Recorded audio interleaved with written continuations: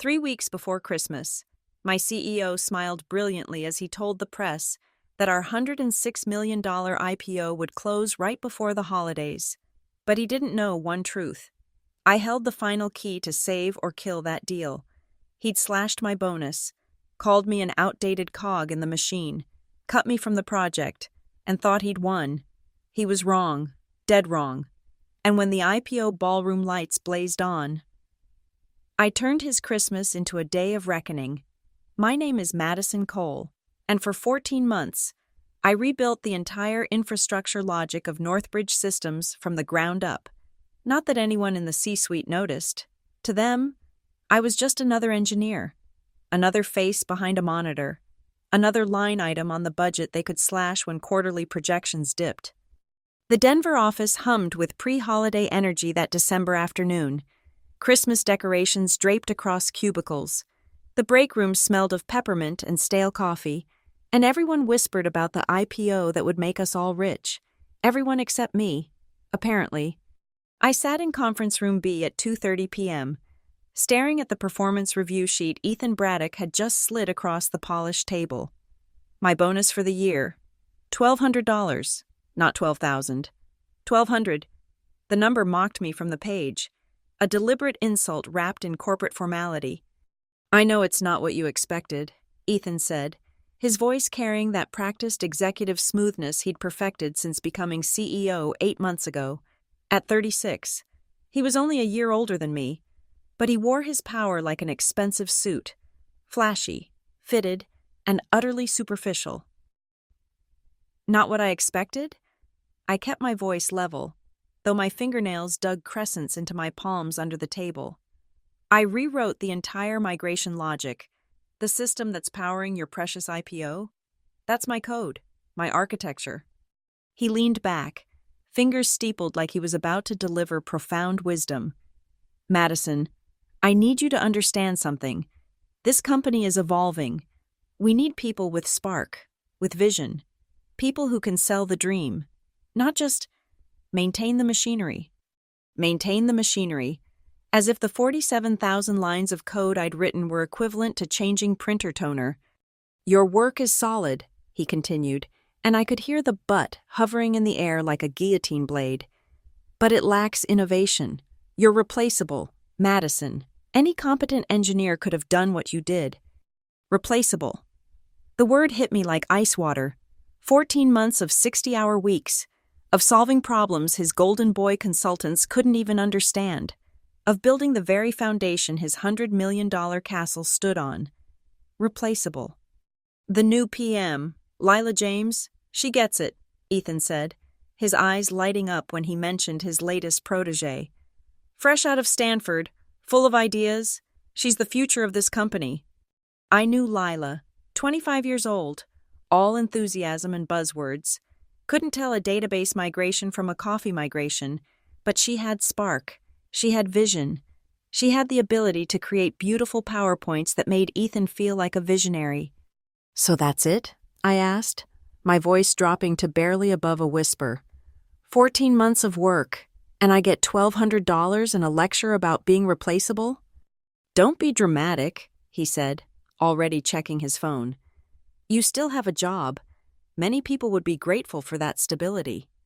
Grateful. I should be grateful for his scraps while he prepared to ring the opening bell on Wall Street, built on the foundation I'd laid. I stood up, smoothing my blazer with steady hands. Thank you for the clarity, Ethan. He barely looked up. Take the rest of the day if you need it. Process everything. But I expect you back tomorrow, ready to support Lila's transition plan. Support Lila's transition plan. Support my own replacement. I walked back to my desk, past the cheerful holiday decorations that now seemed to mock me, past my colleagues discussing their Christmas plans and IPO dreams. They didn't know their dreams were built on code written by someone deemed replaceable. But Ethan had made a critical error, one that only someone who actually understood the machinery would recognize. He thought I was just another cog he could discard.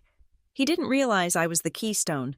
And keystones, when removed incorrectly, have a tendency to bring everything crashing down. I sat at my desk and opened the system documentation. my fingers moving with newfound purpose. If he wanted to replace me, fine. But I wouldn't leave empty-handed. I wouldn't leave powerless. The real question was, how much was his $106 million Christmas miracle really worth without the person he'd just called replaceable? The office was nearly empty by 9:45 p.m. when I began my real work. The cleaning crew had come and gone, leaving only the hum of servers and the occasional ping from someone's forgotten Slack notification. Perfect conditions for what I needed to do. I pulled up the CoreLogic repository, my creation, my masterpiece, the beating heart of Northbridge's entire migration system. Every data flow, every API connection, every synchronization protocol ran through this code. Without it, the company's legacy systems couldn't talk to the new cloud infrastructure. Without it, there was no IPO. But here's what Ethan didn't understand about being replaceable. Intellectual property isn't just about who owns the company that houses the code. It's about who authored it, who holds the rights to its implementation, and most importantly, who controls the keys to its deployment. I opened the compliance framework document, scrolling to Section 7, Subsection 4. My fingers paused over Clause B. I'd insisted on adding this clause 6 months ago during a particularly tedious legal review. Everyone had glazed over when I explained it. Just another technical requirement in a sea of bureaucracy. Even our legal team had yawned through my presentation, rubber stamping it without truly understanding its implications. Compliance Clause 7.4b. Any production deployment utilizing proprietary CoreLogic algorithms must be authorized via cryptographic signature from the original author to ensure intellectual property protection and prevent unauthorized modifications. In layman's terms, they needed my permission to use my code. Every single time. I began the methodical process of securing my ownership. First, I generated new cryptographic keys, replacing the automated ones in the system with keys only I controlled. Then I encrypted the core modules, the flowcharts, the integration scripts, everything that made CoreLogic work. Each file was wrapped in layers of legal protection, time-stamped, and versioned with my digital signature. The beauty was in its legitimacy. I wasn't stealing anything. I wasn't sabotaging code.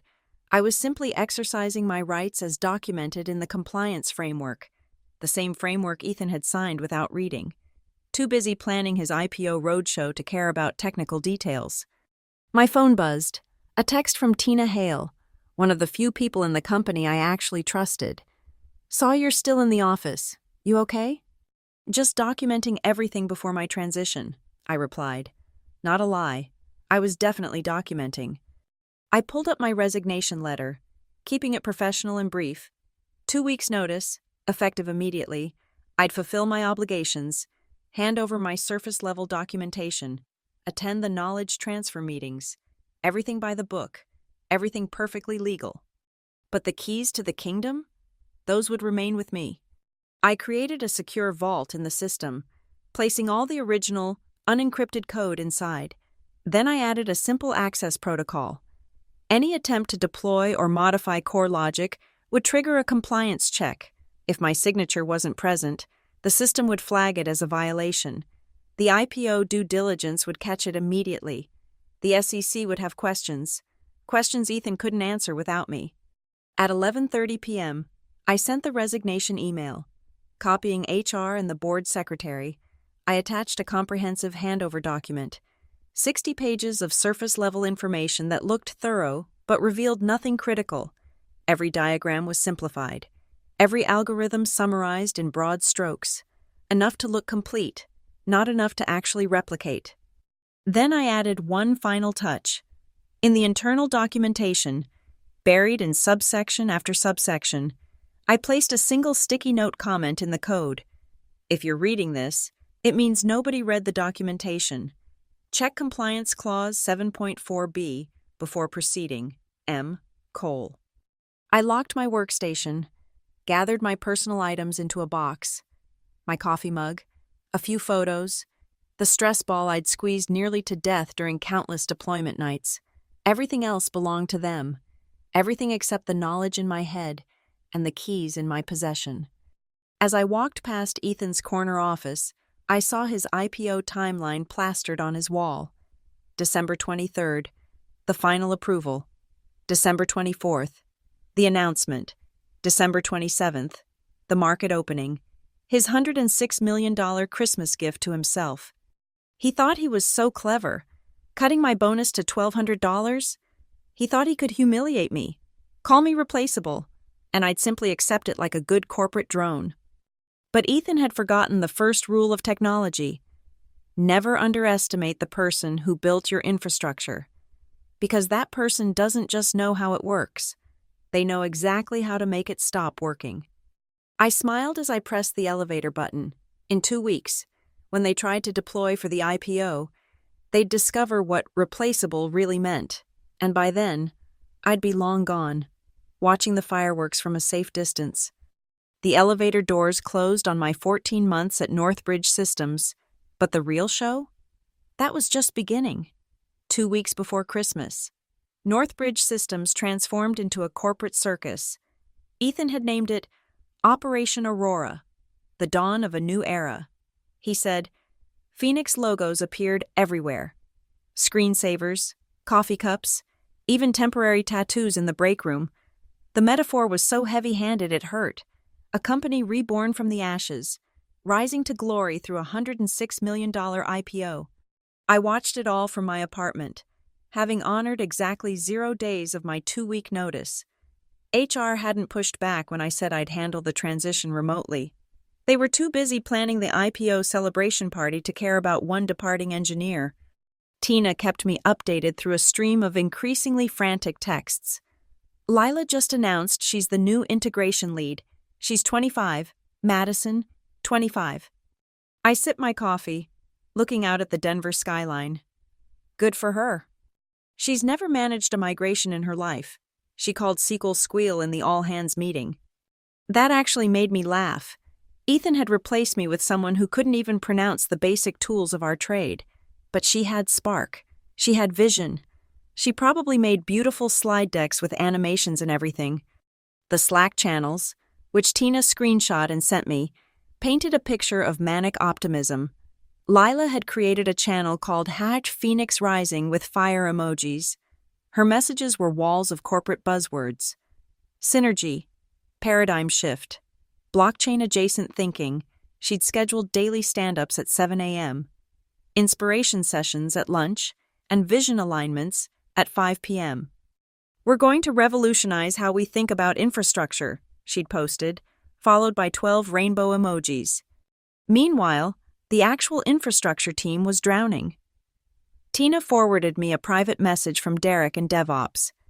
She wants us to reimagine the deployment pipeline 3 days before IPO. What does that even mean? But Ethan was eating it up. His LinkedIn posts had reached nauseating levels of self-congratulation. Proud to lead a team that isn't afraid to disrupt and innovate, the future belongs to those who dare to dream big. Each post featured a professional photo of him in a different power pose. On December 15th, 8 days before the IPO deadline, Tina sent me something interesting. Legal just asked about some compliance clause. Diana Moore is trying to track down documentation. My pulse quickened slightly. Which clause? Something about Section 7. Lila told them it was probably outdated back-end stuff and to ignore it. Ignore it. Of course she did. Why read documentation when you could create mood boards instead? I pulled up my laptop and checked the system logs through a back door I'd left myself. Nothing malicious. Just read-only access to monitor my baby one last time. The deployment pipeline was lighting up with warnings. Small ones at first, the kind that competent engineers would investigate immediately, but Lila's team was too busy with their inspiration sessions to notice. Madison, Tina texted at 11 p.m. that night. Something's wrong. The staging environment is throwing weird errors. Lila says it's just legacy code acting up. Legacy code. My code that had run flawlessly for 14 months was now legacy after 2 weeks. What kind of errors? I asked, though I already knew. Authentication failures, signature mismatches. Derek thinks it's a certificate issue, but the certificates are all valid. Of course they were valid. The certificates were fine. It was the signatures that were missing. My signatures. I opened another message from Tina. Ethan just posted that the IPO is locked and loaded. He's flying to New York tomorrow for the roadshow. I walked to my window, watching the lights of downtown Denver twinkle in the cold December night. Somewhere in that skyline, in the Northbridge Tower, Lila was probably leading another vision alignment session, talking about disruption while the actual infrastructure slowly, quietly began to rebel against her ignorance. They had 8 days to figure out what I'd known all along. You can't replace knowledge with enthusiasm. You can't substitute experience with PowerPoints. And you definitely can't build a $106 million IPO on a foundation you don't understand. Hey, Tina texted one more time. Honest question, did you do something to the system? I considered my response carefully. I documented everything. Check Section 7.4b of the Compliance Framework. Nobody reads the Compliance Framework. Exactly, I replied, then turned off my phone. Let them have their Phoenix metaphors and their inspiration sessions. In 8 days, they'd learn what happens when you try to fly without understanding how wings actually work. And when that happened, when the errors turned from warnings to failures, when the IPO countdown met reality, they'd realize that some things, some people, truly are irreplaceable. The Phoenix was about to discover it had no feathers. 10 days before the IPO, the cracks began to show. Not hairline fractures that could be patched with quick fixes, but deep, spreading fissures that threatened the entire foundation. It started at 3:20 a.m. on December 13th. Derek from DevOps sent a company-wide emergency alert. Critical system failure in production. All hands needed immediately. I was awake, reading a book and enjoying a glass of wine, when Tina's texts started flooding in. Madison, the sandbox is returning nothing but 502s and 504s. Complete timeout failures. Then, wait, now it's working, but the data is all wrong. And finally, Lila just told everyone it's probably a server hiccup. She's recommending we restart everything and think positive. Think positive, as if optimism could fix corrupted data mappings. By 6 a.m., the situation had escalated.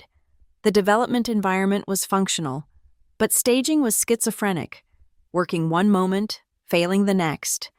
The schema mappings between the legacy system and the new cloud infrastructure were misaligned, causing data to write to the wrong tables, pulling from incorrect sources, creating a cascade of electronic chaos. Tina called me directly, which she rarely did. Madison, I'm watching Lila's team, and it's a disaster. She's making them rebuild connectors from scratch without understanding why they're failing. They've been up all night, and they're making it worse. What about Carl Bennett? I asked. Carl was the chief architect, one of the few people who might understand what was happening. He's been oddly quiet, just watching from his office. I saw him going through old documentation binders around 4 a.m. My documentation, the real documentation, not the sanitized version I'd submitted with my resignation. I heard shouting in the background of Tina's call. Hold on, she said. Ethan just arrived. She put me on speaker, muted, so I could hear the chaos. Ethan's voice boomed across the floor. Why am I getting calls from investors about system instability? The IPO roadshow starts in 5 days. Lila's voice, high and strained. It's just legacy infrastructure issues. Madison's old code is fighting the new improvements. Then fix it, Ethan snapped. I don't care if you have to rebuild the entire system. We cannot miss this deadline. Rebuild the entire system in 5 days. Even with my expertise, that would have been impossible. With Lila's leadership, it was like asking a toddler to perform brain surgery. After Ethan stormed off, I heard something interesting. Carl's voice, calm and measured. Lila, have you checked the compliance protocols? Compliance is legal's problem, she responded. We're focusing on the technical issues. Compliance is a technical issue in this case, Carl said. Madison documented something about signature requirements. Madison's gone. We don't need her documentation. We're doing things the modern way now. The modern way? Apparently, that meant ignoring every safety protocol and authentication requirement built into the system. By noon, the errors had evolved. It wasn't just timeouts now. The system was actively rejecting deployments. Every attempt to push code to production triggered a cascade of authentication failures. The error logs, which Tina photographed and sent me, all contained the same message buried in the stack trace. Signature verification failed. See Compliance Clause 7.4b. But nobody was reading the stack traces. They were too busy trying random solutions, clearing caches, restarting services. Even someone suggested upgrading all the dependencies to latest versions, which would have broken even more things. At 4:15 p.m., Carl did something unexpected. Tina watched him walk to my old desk, open the bottom drawer where I'd left physical copies of my documentation, and pull out a thick binder. He flipped through it slowly, and Tina saw him stop at a page with a bright yellow sticky note. "If you're reading this, it means nobody read the documentation." He read aloud to the empty desk area. He found it, my breadcrumb, my little message in a bottle. Carl spent the next hour going through the binder page by page. Then he disappeared into the legal department with the entire compliance framework document. That evening, Ethan called an emergency all-hands meeting. His face was red, his usual polished appearance cracking at the edges. "I need solutions, not problems. Anyone who can't contribute to fixing this should go home." Half the team left. The other half looked ready to follow. Lila tried to maintain her optimism. "We're phoenix rising, remember? Sometimes you have to burn before you can soar." Derek from DevOps actually laughed, not a happy laugh, but the kind that comes from exhaustion and disbelief. "We're definitely burning," he said. As I settled in for the night, watching the Denver skyline, I knew Carl was piecing it together. He was smart enough to understand what Clause 7.4b meant, what it required, and what it would cost them. The first crack had appeared. Soon, the entire dam would break. The legal department at Northbridge Systems occupied the entire 14th floor, a realm of dark wood paneling and hushed conversations about liability and risk. At 9:30 a.m. on December 14th, Carl Bennett walked into that sanctuary carrying my binder like a prosecutor with evidence of a crime. Diana Moore, chief legal counsel, was a woman who'd survived 20 years of corporate warfare by never missing a detail. When Carl placed the compliance framework on her desk and pointed to Clause 7.4b, her expression shifted from professional interest to genuine alarm. Tina, who had a friend in legal, fed me real-time intelligence. Diana just pulled up the entire CoreLogic deployment history. She's cross-referencing every production push with signature requirements. By 10:45 a.m., Diana had called in 2 junior attorneys and the head of regulatory compliance. They spread documents across the conference table like detectives investigating a murder, which, in a corporate sense, they were the murder of a $106 million IPO. "Madison, they found it," Tina texted. "The signature requirement. It's ironclad. You wrote it into the intellectual property assignment agreement." I remember drafting that clause, carefully wording it to be both legally binding and technically essential. The beauty was its legitimacy. It was a standard IP protection mechanism, the kind companies use all the time, except most companies ensure they maintain control of the signatures. Ethan had been too busy being visionary to notice that particular detail. At noon, Diana Moore walked into Ethan's office. Tina couldn't hear the conversation, but she could see through the glass walls. Ethan's face went from confident to confused to furious in the span of 5 minutes. His arms flew up in that universal gesture of, "You've got to be kidding me." Diana returned to legal and immediately called a meeting with the IPO compliance team. The investment bankers dialed in from New York. The conversation, parts of which Tina overheard, was devastating. Without proper signature authorization, any deployment of CoreLogic constitutes IP theft, Diana explained. If we proceed with the IPO while in violation, the SEC could not only block the offering but investigate us for securities fraud. Someone asked the obvious question, "Can't we just get Madison to sign off?" She resigned 2 weeks ago, Diana replied, after being told she was replaceable and having her bonus cut to $1,200. The silence that followed was deafening. By 3 p.m., Ethan had called Lila into his office. Through the glass, Tina watched what looked like a very one-sided conversation. Lila came out crying, mascara streaming down her face, her phoenix-rising optimism thoroughly extinguished. "Emergency meeting in conference room A," came the announcement. "All senior staff, immediately." Carl presented the technical reality. "Every piece of our migration infrastructure runs through CoreLogic. Without Madison's signature, we can't legally deploy anything. We can't update. We can't patch. We can't even roll back to previous versions because those also require signature verification. Someone suggested reaching out to me. Offer her whatever she wants to come back and fix this." Ethan's response, according to Tina, was volcanic. "We are not begging a replaceable engineer to save us. There has to be another way." Diana Moore's response was clinical. "There isn't.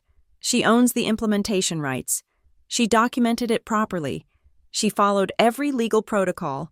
If anything, she protected the company's IP exactly as she should have. We just never anticipated she'd be the one holding the keys when she left." "Can we sue her?" Ethan demanded. "For what? Following the compliance framework you approved? Protecting intellectual property as required by law? She's done nothing wrong." The meeting devolved into finger-pointing. Ethan blamed Lila for not catching the issue. Lila blamed the DevOps team for not raising it sooner. DevOps blamed management for forcing out the one person who understood the system. Carl, according to Tina, said only one thing before leaving. "Madison left a note in the documentation. If you're reading this, nobody read the documentation. She knew this would happen. She counted on our arrogance." At 6:45 p.m., Diana Moore sent a memo to the board of directors. Tina managed to see a draft on someone's screen. Critical IPO compliance issue. Immediate action required. The company is currently in violation of internal IP protocols that could result in SEC investigation if we proceed with the public offering. Resolution requires cooperation from a former employee who departed under adverse circumstances. Recommend immediate suspension of IPO timeline pending resolution. Ethan spent the rest of the evening in his office, making call after call, investment bankers, board members, major investors. Each conversation, from what Tina could observe, went worse than the last. The phoenix wasn't rising. It was discovering it had never had wings at all. Just the illusion of flight, borrowed from someone they deemed replaceable. That night, I received a single email from Carl Bennett. Clause 7.4b, masterfully played. I didn't respond, but I did pour myself an excellent glass of wine and toast to the beauty of reading the fine print. 5 days before Christmas, 5 days before the IPO. Northbridge Systems entered full crisis mode. The war room on the executive floor ran 24/7, littered with empty coffee cups, dead markers, and the remnants of abandoned solutions. The Phoenix logos had been quietly removed from the screensavers. Ethan had instituted Code Red Alpha, his dramatic name for the round-the-clock effort to rewrite the entire CoreLogic system from scratch.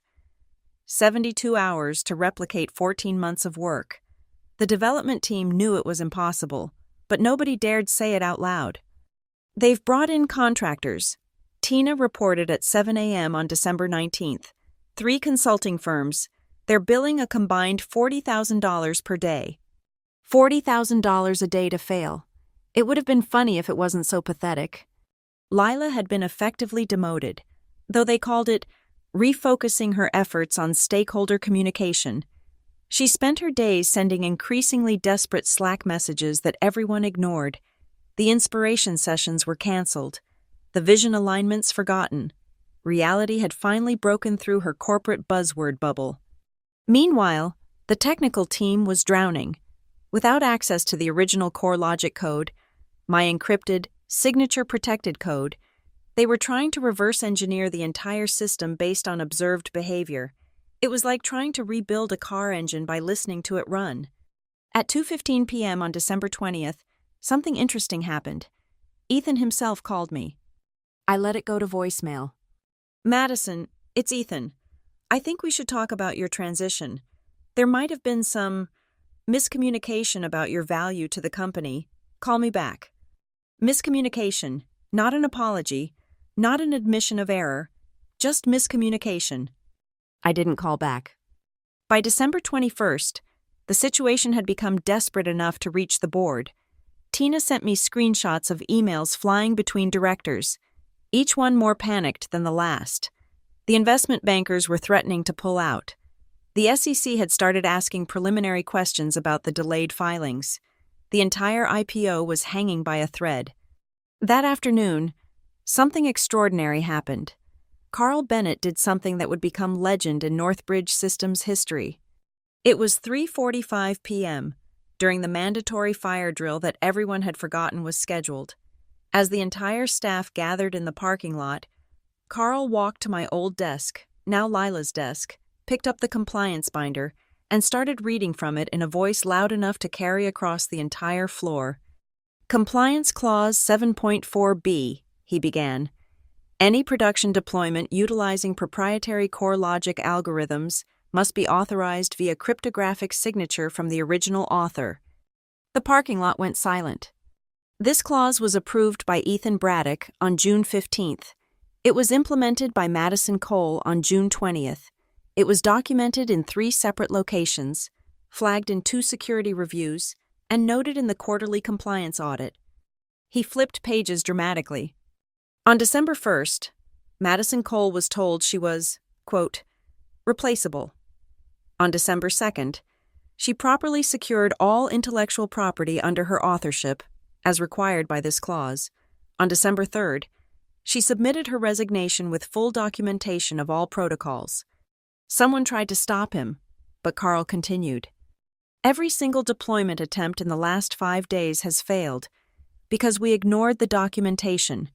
We called the person who built our entire infrastructure replaceable and then discovered we can't replace a single line of her code without her permission.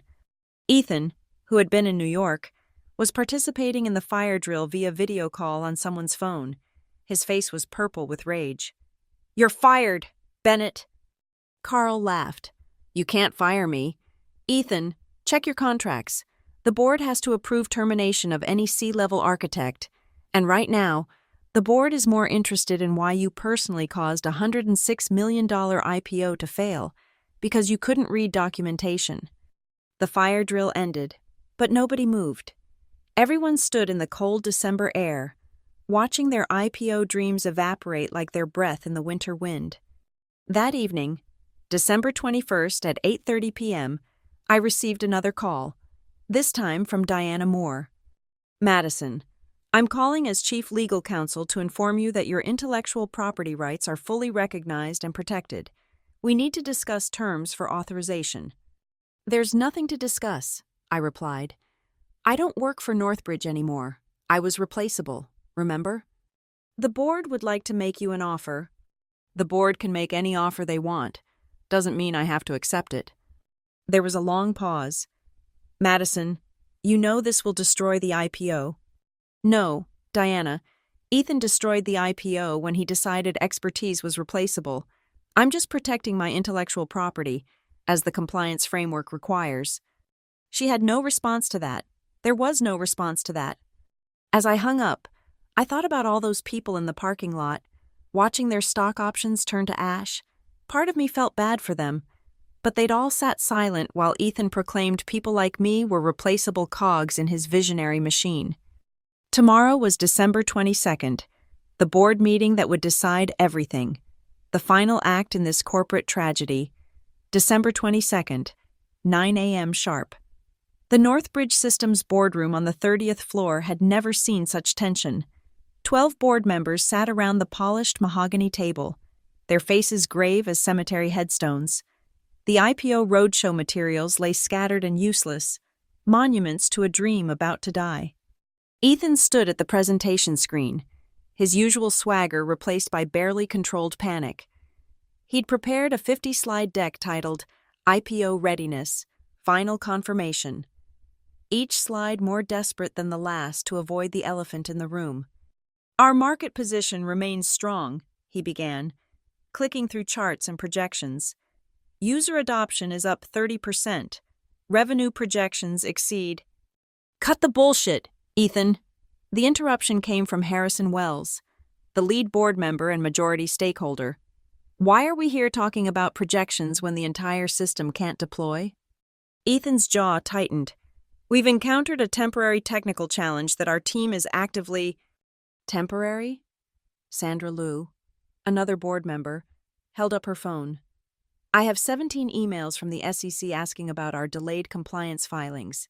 They're using words like investigation and fraud. Does that sound temporary to you? The room erupted in crosstalk. Investment bankers on the conference line were demanding answers. Board members were pointing fingers. Ethan kept trying to regain control, his voice growing more shrill with each attempt. Then Carl Bennett entered the room. He wasn't supposed to be there. He wasn't a board member, wasn't even executive level, but he walked in carrying a single manila folder and placed it in the center of the table with the theatrical precision of someone delivering a death warrant. Security, remove him, Ethan ordered. I invited him, Harrison Wells said coldly. Continue, Carl. Carl opened the folder and pulled out a single sheet of paper, the original compliance clause 7.4b, with Ethan's signature at the bottom. This is the document Ethan signed without reading, Carl said. This clause gives Madison Cole exclusive rights to authorize any deployment of CoreLogic. Without her signature, we're in violation of our own IP protocols. He pulled out a second paper. This is Madison's performance review, submitted by Ethan 2 weeks ago. Quote, lacks innovation, replaceable. Any competent engineer could have done what she did. A third paper? This is her bonus authorization, $1,200 for 14 months of building the entire infrastructure this IPO depends on. The boardroom was silent except for the hum of the air conditioning. So let me understand this, Harrison Wells said slowly. You insulted, underpaid, and drove out the one person whose authorization we need for a $106 million IPO? Ethan tried to deflect. She's holding the company hostage. It's corporate sabotage. It's not sabotage, Diana Moore interjected from her seat at the far end. I've reviewed everything. Madison followed every protocol. She protected the IP exactly as she should have. The only failure here was management's failure to understand what they were signing. Sandra Liu leaned forward. Have we tried to bring her back? She won't return our calls, Diana admitted. Of course she won't, Carl said. Would you? After being called replaceable? Harrison Wells stood up, his 6'4" frame towering over the table. Ethan, explain to me how we got here, and don't you dare blame anyone else. Ethan's face cycled through emotions: anger, fear, desperation. The IPO timeline was aggressive. We needed fresh thinking, new energy. Madison was. She was too focused on technical details, not the bigger picture. The technical details, like making sure our system actually works? Sandra Liu interrupted. Just then, at 10:45 a.m., the conference phone rang. It was the SEC. Diana put them on speaker. The voice was professional but firm. Ms. Moore, we need immediate clarification on your IPO filing status. We've received concerning reports about potential IP violations in your core infrastructure. If these allegations are substantiated, we'll need to launch a formal investigation. The board members exchanged glances. A formal SEC investigation would kill not just this IPO, but any future ones for years. We'll have a complete response within 24 hours, Diana replied, then ended the call. Harrison Wells walked to the window, looking out at the Denver skyline. When he turned back, his expression was carved from stone.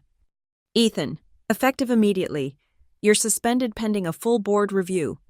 You can't. Read your contract. Section 12, Clause 3. The board has emergency powers in cases of existential threat to company value. Losing a $100 million IPO because you couldn't read documentation qualifies. Ethan stood there, mouth opening and closing like a landed fish. Carl placed one final document on the table. For what it's worth, I've been in touch with Madison through an intermediary. She hasn't completely closed the door, but she won't negotiate with Ethan. The implication was clear. For the IPO to survive, Ethan had to go. Harrison Wells looked around the table.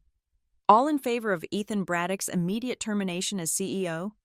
One by one, 12 hands rose. The phoenix had finally crashed, and from its ashes, the truth emerged. You can't soar when you've burned the wings that carried you. Christmas Eve morning, 7 a.m. Snow was falling steadily outside my apartment window, blanketing Denver in deceptive peace. My phone had been silent for 12 hours, the first real silence since this whole thing began.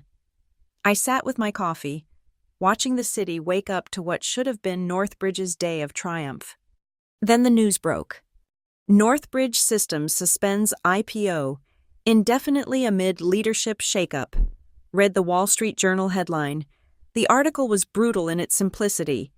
CEO terminated, IPO withdrawn, SEC investigation pending, $106 million evaporated like morning mist.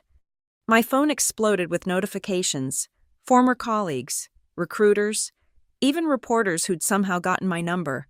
I ignored them all except one, an email from Carl Bennett.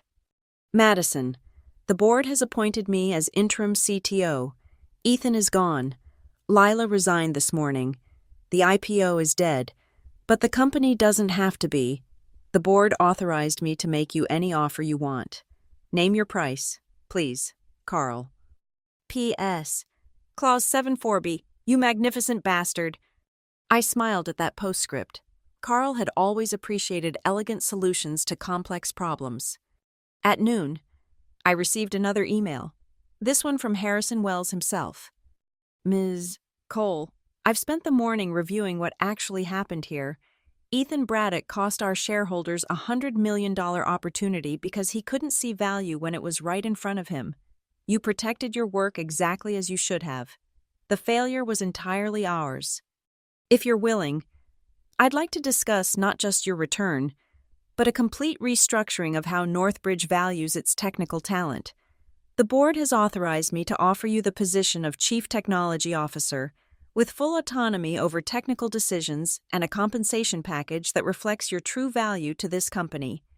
Regardless of your decision, you've taught us an expensive but necessary lesson about the cost of arrogance. Harrison Wells. I sat with that email for a long time. The vindication was sweet. Sweeter than the wine I'd been drinking while watching their world burn. But did I want to go back? Did I want to save the company that had deemed me replaceable? At 3 p.m. on Christmas Eve, I made my decision. I opened my laptop and typed a single email to Harrison Wells. Mr. Wells, I appreciate your offer, but I must decline. Some bridges, once burned, can't be rebuilt, not because of anger, but because the fire revealed they were made of the wrong materials to begin with. However, in the spirit of Christmas, and because I respect Carl Bennett, I'm willing to provide a one-time signature authorization for CoreLogic, enough to stabilize your systems and prevent complete collapse. This will cost Northbridge exactly $1,200, the same as my bonus for 14 months of work. Consider it my Christmas gift, or consider it the final lesson in understanding value. The authorization will expire in 30 days. What you do with that time will determine whether Northbridge has actually learned anything from this experience. Merry Christmas. Madison Cole. P.S. I'm starting my own company in January. We'll be hiring. Tell your actually talented engineers they're welcome to apply. We value people who read documentation. I sent the email, then sent Carl the signature authorization he needed. $1,200, the same insulting bonus that started this whole thing. Sometimes poetry writes itself. By 5 p.m., word had spread through the tech community. Madison Cole, the engineer who single-handedly killed a $100 million IPO with a compliance clause, the one who got called replaceable and proved she was anything but. My LinkedIn connection requests numbered in the thousands. That evening, Christmas Eve, I stood at my window watching the snow fall heavier now, obscuring the city lights. Somewhere out there, Ethan Braddock was probably packing his office, his Phoenix dreams as dead as his career. Lila was updating her resume, maybe finally learning what SQL actually stood for. And the Northbridge board was learning that innovation isn't about buzzwords and PowerPoints. It's about the people who actually build things. My phone buzzed one last time. A text from Tina. Heard you're starting a company? I'm in. And Madison? That was fucking beautiful. I raised my whiskey glass to the window, to the city, to everyone who'd ever been called replaceable by someone who couldn't replace a light bulb without a consultant. Merry Christmas, Ethan, I said to the snowy night. Thanks for the $1,200. It bought you the most expensive lesson of your life. The snow kept falling, covering the old world in white, making room for something new. And for the first time in weeks, I felt the weight lift from my shoulders. Revenge, served at exactly the right temperature, tastes better than any Christmas dinner ever could. Thank you for listening to this story of corporate karma and sweet revenge. I'm curious, where are you listening to this tale of workplace justice? Drop a comment below and let me know what country or city you're from. I'd love to connect with listeners around the world. If you enjoyed Madison's journey of turning the tables on her arrogant CEO, please subscribe to the channel and share your thoughts. Have you ever experienced being undervalued at work? How did you handle it? Let's discuss in the comments below.